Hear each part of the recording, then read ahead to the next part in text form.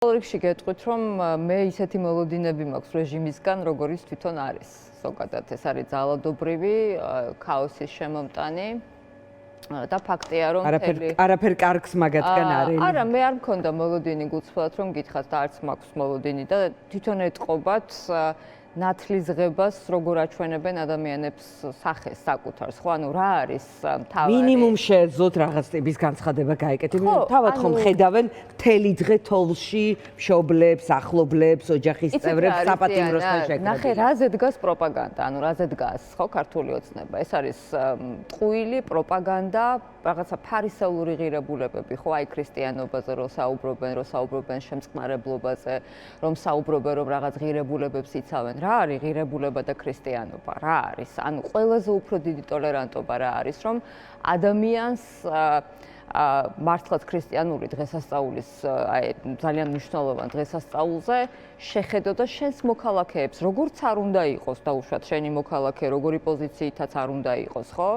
ნებისმიერ შემთხვევაში ეს პოზიცია მაინც რაღაცნაირად, ასე ვთქვათ, შეესაბამებოდეს ამ ღირებულებებს, ხო? ფაქტია, მთელი დღის განმავლობაში აუცილებლად იქნება შეწყალების აქტი. შეიძლება რამდენიმე ასეულ ადამიანს შეეხოს, როგორც ეს შარშან მოხდა, მაგრამ არ შეიძლება იმ ადამიანებს, რომლებიც მათთვის, აი, გვაღიარეთ, აღიარეთ, მოინანიეთ და შემდეგ ვილაპარაკოთ. ამ ტიპის მიდგომა აქვს იმ პატიმრებთან დაკავშირებით, რომელზეც ჩვენ საუბრობთ. შესაძლებელია, მაგრამ ეს არ არის ქრისტიანობა, ეს არ არის ტოლერანტობა, ეს არ არის ის ღირებულებები, რომელიც აქვს ქართულ ხალხს და რასაც ელოდება ქართველი ხალხი და შესაძლებელია, რა თქმა უნდა, რომ ასე ვთქვათ, ზოგადად მათი სახე როგორიც არის ეს ძალადობრივი მართლაც ბიძინა ივანიშვილის ძალადობრივი და ქაოსის რეჟიმის თავიდან ბოლომდე კიდევ ერთხელ დავინახოთ, ხო? ანუ ჩემთვის ესეთი მოლოდინი არ არსებობდა, ჩემთვის ეს ხელისუფლება არ არის ლეგიტიმური, ჩემთვის და ძალიან ბევრი ადამიანისთვის ეს არის ძალადობრივი რეჟიმი. ეხლა ჩვენ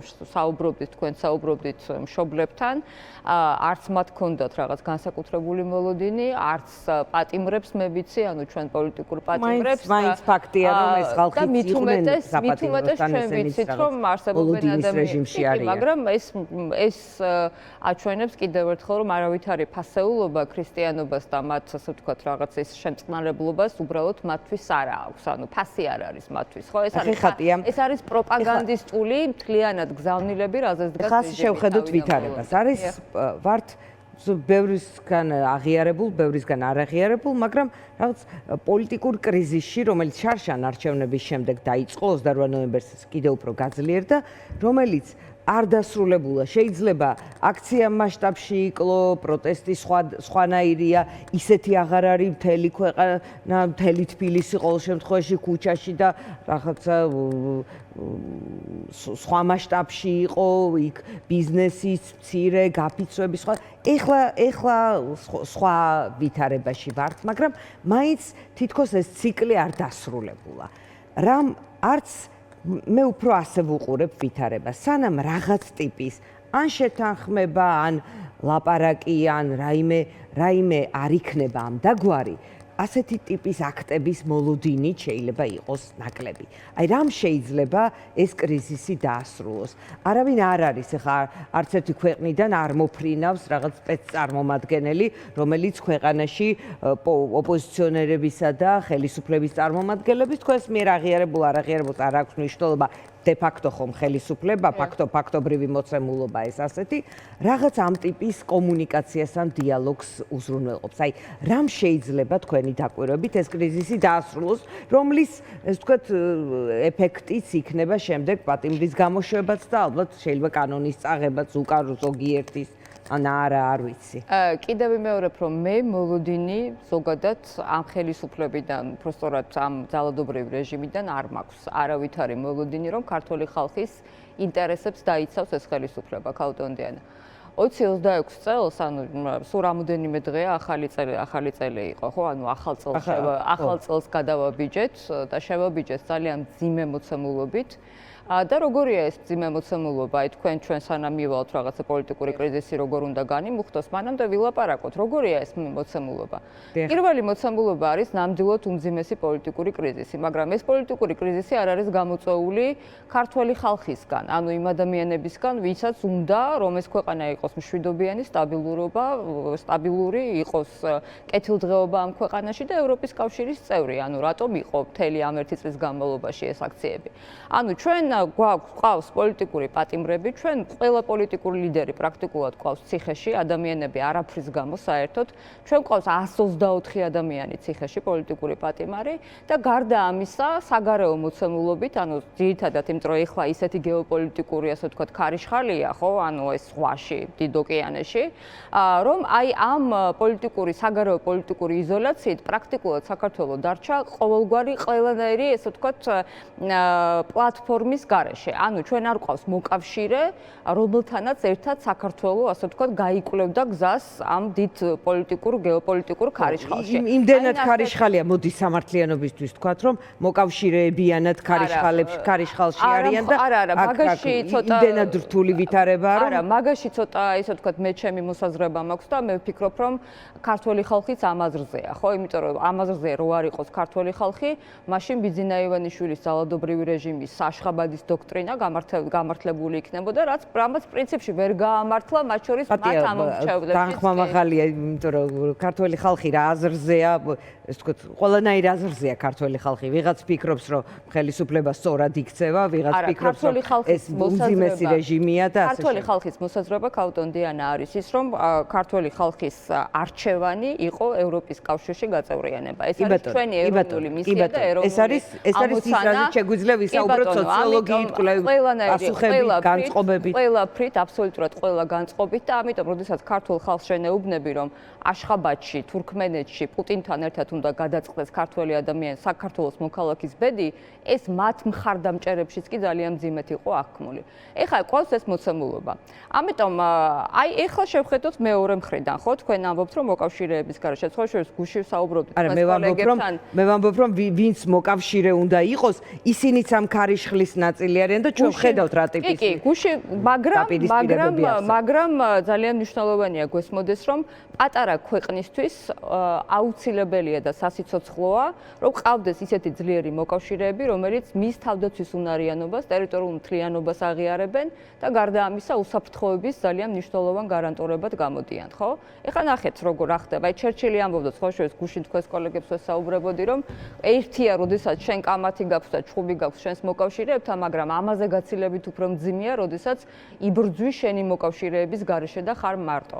ჩვენ დაგვტოვა ბიძინა ივანიშვილმა მარტო პრაქტიკულად ამ გეოპოლიტიკურ სტილში. ანუ არ გვყავს მოკავშირე, ჩვენ ამერიკის შეერთებულ შტატებთან გაგვაწყვეტინა სტრატეგიული თანამშრომლობა, ეს ძალიან სერიოზული პრობლემაა. ეს არის პრობლემა ჩვენი ეროვნული ინტერესებისთვის. ჩვენ ბიძინა ივანიშვილის ძალადობრივი რეჟიმი მიგვაქანებს ნელ-ნელა ომის ტრაექტორიისკენ და რა არის ეს ომის ტრაექტორია? ის რომ ენერგოდამოკიდებულება პრაქტიკულად გაცილებით უფრო მეტია ეხლა რუსეთზე, ვიდრე ვთქვათ აზერბაიჯანულ სოკარის გაზზე, ხო? მოდით პირდაპირ ვთქვათ. ის რომ ჩვენ გაცილებით უფრო ავტოკრატიისკენ მივდივართ საგარეო პოლიტიკური, ასე ვთქვათ, ტრაექტორიით, აი ირანთან დაკავშირებით. ხა გუშინ თუ დღეს იყო თუ არ ვცდები, ვოლსკის პირდაპირ წამოწდა, რომ მათ არ აწყობთ არავითარ შემთხვევაში, რომ ირანის რეპრესიული რეჟიმი ჩამოინგრეს, იმიტომ რომ ამ შემთხვევაში ამერიკული ინტერესები უფრო შემოდის, დასავლური ინტერესები შემოდის, ვთქვათ, სულ სხვა სტაბილურობის და კეთილდღეობის ფორმულა ჩნდება, ხო? ამიტომ ბიძინა ივანიშვილისთვის ეს არის პრობლემა, მაგრამ მისთვის ასევე პრობლემაა იზოლაცია.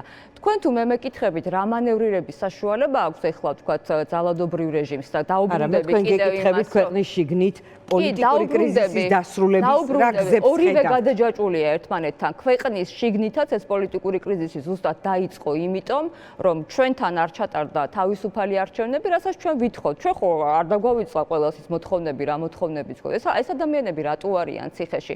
ქართველი ხალხი პროტესტზე გამოდიოდა და გამოდის 1 წლის განმავლობაში, იმიტომ რომ საქართველოში ამ ადამიანებს უნდა მშვიდობა, სტაბილურობა.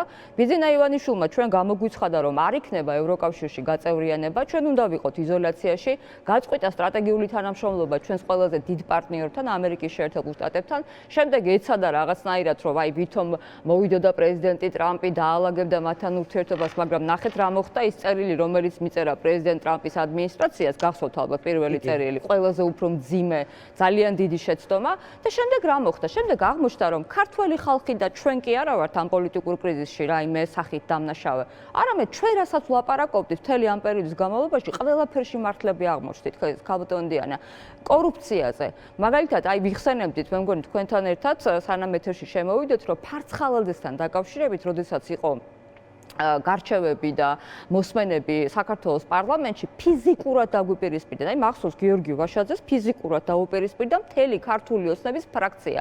იმ ფრაქციაში მდინარაძე იყო ფრაქციის უფროსი, კობახიძე იყო უმრავლესობის ლიდერი და ეს ადამიანები ესე ფიზიკურად იძალადეს ჩვენზე ოპოზიციაზე. კორუფციასთან დაკავშირებით მართლები არ აღმოჩნდით, როდესაც ღარიბაშვილი, სხვა შორის ღარიბაშვილზე და მთელ შიდა გარჩევებზეც მინდა ორი სიტყვა თქვა, რომ ღარიბაშვილი ორგზის პრემიერ-მინისტრი არ ვიცი ლილუაშვილი, რომელიც თურმე მშვიდობის და სტაბილურობის გარანტირო უნდა ყოფილიყო სახელმწიფო უსაფრთხოების სამსახურის უფროსი და თურქი ბიზნესისგან რომ იღებდა ფულს, ანუ ჩვენ ხო არ ვიცით კიდე ვისგან იღებდა ფულს, ხო? ანუ თქვენს რომ რაღაცა მათივე ოფიციალური ბრალდებს წარმოუდგენელი ბრალდებით დააკავეს თვითონ, ანუ ჩვენი მთელი რაზეც ჩვენ წუხდით ამ ქვეყნის ეროვნული ინტერესების დამაზიანებელი რაც იყო, იმიტომ რომ კორუფცია ხო არ არის მარტო შიდა პრობლემა. კორუფცია არის ზოგადად ეროვნული პრობლემა, იმიტომ რომ კლავს ადამიანებს, აღარიბებს ადამიანებს, კლეპტოკრატია, კრონიზმი, კორუფცია, ეს არის ის, რაზეც დადგა ბიძინა ივანიშვილი და პროპაგანდა.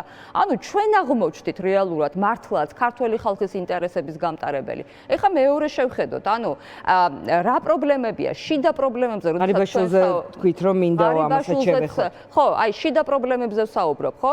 ანუ თქვენ შიდა კლანური გადანაწილება, რომელიც ეხლა რაღაც ვთქვათ, ერთი კლანი წამოიწევს, მეორე კლანი წავიწევს, ბიძინა ივანიშვილი ვიღაცაზე იეჭვენებს, ვიღაცას დაიჭერს, არ დაიჭერს, მაგრამ ფაქტი რა არის? ხო გველაპარაკებიან ამ პერიოდის განმავლობაში მშვიდობაზე, სტაბილურობაზე, კეთილდღეობაზე. ანუ 170 მილიონი აქტივი, ლარის აქტივი რო აქვს ლილუაშვილის ნათესავს მიტაცებული და ეს 170 მილიონიანი აქტივზე გამოდიან ახლა და უტიფრად ლაპარაკობენ. საიდან წამოვიდა ეს 170 მილიონი? ხო ქართველი ხალხის ჯიბიდან ამოიღეს. ღარიბაშვილის ოქროზოდები ხო ქართველი ხალხის ჯიბიდან გაშედა. ოქროზოდები არ იყო ჩვენიო, ღარიბაშვილის ადვოკატმა თქვა ეს არა, ჩვენ სახლში ხო არ აღმოუჩენიათ ეს ოქროზოდები. რომელიღაც ანუ კონკრეტულად ეს ზოდები ჩვენი არ იყო, თქვენ სახლში ხო არ ყოფილა, ხო? ანუ ეს იყო მათი მხრიდან ამოიღეს, ხო? ანუ ეს ადამიანები ყველა ქართველი ხალხის ეროვნული ინტერესების გამტარებლები არ არიან. ჩვენ პირიქით საუბრობდით წლების განმავლობაში იმაზე, რომ ჩვენ გვჭირდება ძლიერი მოკავშირეები, ჩვენ გვჭირდება ძლიერი ეკონომიკა. ფასებზე ძალიან დიდი ბოდიში ასევე ჩვენ გადაცემამდე საუბრობდით, რომ ფასებზე იმდენად ძალიან სერიოზული პრობლემა აქვს, ეხლა რა პრობლემა აქვს? გამოვიდა კობახიძე და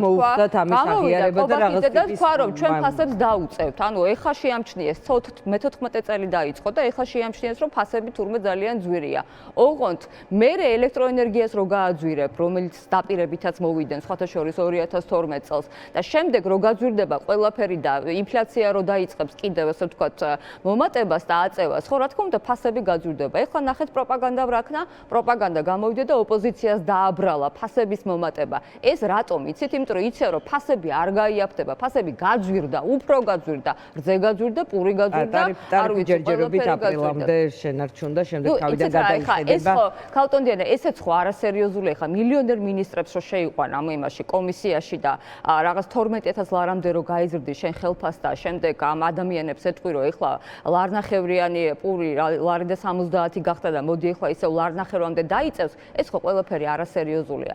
ამიტომ თქვენ თუ მეკითხებით რომ აქვს თუ არა მანევრირების საშუალება რაღაცნაირად აქვს თუ არა თქვათ ივანიშვილის ძალადობრივ რეჟიმს, მე გეტყვით ამ შემთხვევაში რომ საგარეო მიმართულებით ერთადერთი მანევრირება რაც არის ეს არის ის რომ ტრაექტორია გაზარდოს გაცილებით უფრო სწრაფად თქვათ უფრო ავტოკრატიისკენ და ეს არის რუსეთისკენ სვლა. აი ირანთან დაკავშირებით რა გააკეთეს? ირანთან დაკავშირებით თანაგრძნობის გამოხატვა ათასობით დაღუპული ადამიანის მიმართ ეს იყო მორალური სტანდარტის მაჩვენებელი ყველა ცივილიზებულ სამყაროში, ნებისმიერ ქვეყანაში. ანუ მათ რა გადაწყვიტეს და გამოვიდნენ და თქვეს, რომ ჩვენ არ ვერევით ქვეყნის შიდა, სხვა ქვეყნის შიდა საქმეებში, ქალტონდიანა მაშინ, როდესაც არჩევენ უკრაინის შიდა საქმეებს, არჩევენ მოლდოვის შიდა საქმეებს, არჩევენ კაია კალას, არჩევენ ევროკავშირს, არჩევენ გერმანიას, გერმანიის ელჩს მოუწყვეს კიდევ ერთი პროპაგანდისტული თავდასხმა. და რატო? იმაზე, რაც თვითონ ადამიანმა საჯაროდ განაცხადა, ხო? დავუბრუნდეთ ახლა დავუბრუნდეთ, ხო? ამ ვითარებაში რა შეიძლება იყოს შეთანხმების, არ ვიცი, საუბრის, კრიზისის დასრულებისკენ გადადგმული ნაბიჯი? რა შეიძლება? რომ ხედავთ თუ არა, თუც ფიქრობთ, რომ ყველაფერი უნდა გაგრძელდეს. პროტესტი, თქვათ, არაღიარება აქეთ მხარეს, გულისხმობ საპროტესტო საზოგადოებას და ოპოზიციას და ხელისუფლება თავისი რეპრესიული წნეხით, ცალკე, ესე ვთქვათ, რაღაც პარალელური თანაცხოვრება უნდა იყოს. ჩვენ გვაქვს, ჩვენ როგორ ქართულ ხალხს აქვს მოთხოვნა. რამდენიმე და ძალიან ფუნდამენტური, სასიცოცხლო ჩვენი ქვეყნისთვის. ეს მოთხოვნები არის შემდეგი და ჩვენ არ უნდა დაგვავიწყდეს რისთვის ვდგავართ ქუჩაში ამ პერიოდის განმავლობაში. პირველი ეს არის თავისუფალი არჩევნების ჩატარება იმ პირობებით, რომელიც დააკმაყოფილებს საერთაშორისო სტანდარტს. როცა ამბობ ქართულ ხალხს, ეს რომ იყოს რაღაცა საერთოდ ეროვნული მოთხოვნა, მათ მოუწევდათ ამის გაკეთება, ანუ ნაწილ საზოგადოების. რამდენად ეროვნული მოთხოვნა, იმდენად რამდენადაც საქართველოს ყველა მოქალაქეს უნდა რომ ამ ქვეყანაში დასრულდეს მართლა ძალიან სერიოზული კრიზისი და ჩვენი ქვეყანა არ დარჩეს იზოლაციაში და არ იყოს სულ ავტოკრატიის. არწმუნებული ვარ, ოცნების მომხრესაც უნდა იზოლაციის დასრულება ალბათ და ამ ხრივ არა, ოცნების მომხრეს ნამდვილად ეხა მაგალითად აშხაბადის დოქტრინა, როდესაც შეიმუშავა ქართული ოცნების ხატი ამასობაში მე მგონი რაღაც სიახლეა და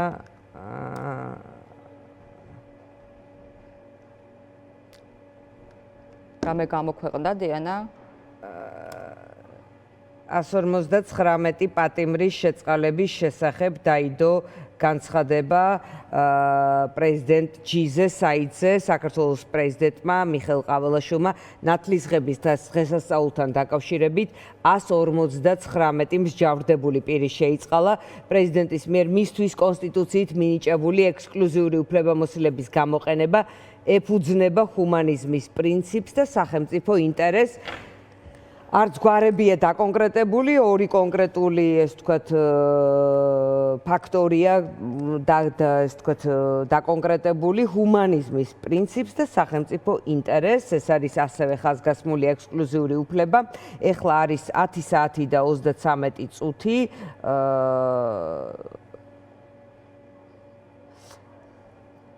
როგორც პრაქტიკა აჩვენებს, წესით უნდა დაიწყოს ეხლა ამ პატიმრების გამოშვების პროცესი. დღეს დასვენების დღეა ოფიციალურად, მაგრამ პენტენციური კი ბატონო, ჩვენი ინფორმაციით პენტენციური სამსახური დაუყოვნებლივ დაიწყებს პატიმრების გამოშვების პროცესს, ვინაიდან შეწყალების აქტი გამოცემულია სწორედ 19 იანვრით და უნდა აღსრულდეს 19 იანვარს. კიდევ ერთხელ ვეტყვი მაყურებელს, რომ საქართველოს პრეზიდენტმა ნათლისღების დღესასწაულთან დაკავშირებით 159 პირი შეისწავლა პრეზიდენტის მიერ მისთვის კონსტიტუციით მინიჭებული ექსკლუზიური უფლებამოსილების გამოყენება ეფუძნება ჰუმანიზმის პრინციპს და სახელმწიფო ინტერესს.